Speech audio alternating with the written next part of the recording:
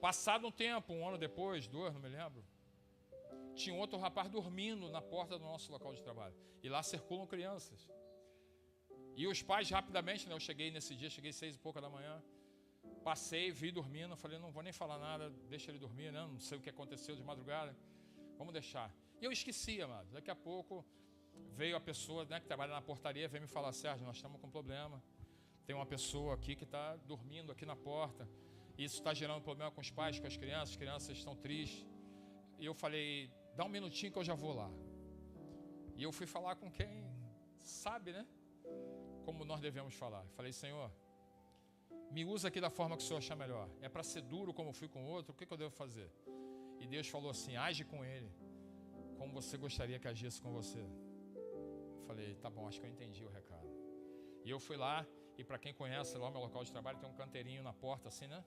E eu sentei no canteiro, ele estava deitado do lado, e eu bati nele assim, abençoado, bom dia, quero falar com você. Aí ele acordou, falei, você pode sentar, por favor, para você me ouvir, né? Deitado, talvez ele esteja desligado e tal. Eu pedi que ele sentasse. E ele sentou. E eu falei com ele, querido, você não pode ficar aqui. Aqui é um local que circula criança e tal, e as crianças estão assustadas contigo. Estou abrindo meu coração para você. E quando ele tirou o lençol totalmente em cima dele, ele tinha a tal da tornozeleira eletrônica, né? Aí eu falei, abençoada, você está no sistema. Se eu chamar uma viatura para te tirar aqui, eu vou te criar um problema. Eu posso te ajudar pagando o seu almoço? Isso era umas 11 horas da manhã. Aí ele falou comigo, olha, eu vou falar uma coisa para o senhor, Ele falou lá 2, 3 dias que eu não como direito, né? Às vezes eu pego uma coisa no lixo, eu como. E lá perto do meu trabalho eu sei que tem um lugar que vende comida, né? E ainda dá um refrigerantezinho, um Guaravita, um Guaraná, por R$20. E eu falei com ele assim, querido, eu vou te dar esses R$20 aqui. Você vai aqui atrás. Ele falou, eu conheço, sei onde é. Vai lá e come hoje, toma seu Guaraná. Mas amanhã, se te faltar alguma coisa, aqui nós fazemos almoço, né? Então você passa aqui por volta de umas 11 horas, mais ou menos, que é esse horário. Você me avisa, eu deixo uma quentinha separada para você, todo dia. E ele falou, tá bom, sim senhor, entendi.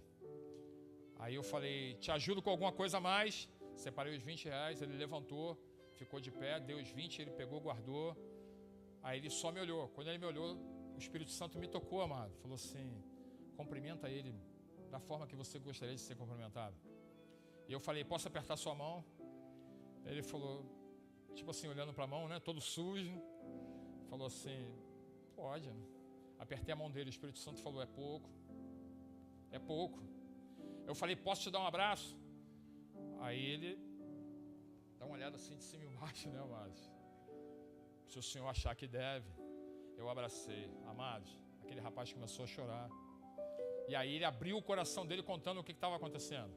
O sistema liberou ele estava, né, na condicional na rua, né? Então tinha que se apresentar. Parece que agora são de 2 em 2 meses, não é mais de 30 em 30, é de 60 em 60 que precisa. E toda vez que ele saía, né, que ele tinha um feriado, alguma coisa, ele ia para a casa da mãe, né? A mãe morava numa comunidade e a mãe tinha o barraco dela lá. Ele ia para lá, ficava aqueles 2, 3 dias com a mãe, voltava para o sistema, ficava encarcerado. E aí no momento em que ele tem essa liberdade condicional, né, de ficar um tempo fora e se apresentar à justiça de 60 em 60 dias, a mãe é acometida de uma questão de saúde e ela falece. Ele falou, irmão, acabou o enterro, minha família fez assim para mim, ó, sai com o que você está no corpo aqui, você não entra nunca mais. E botou ele na rua. Então esse rapaz estava em condição de rua.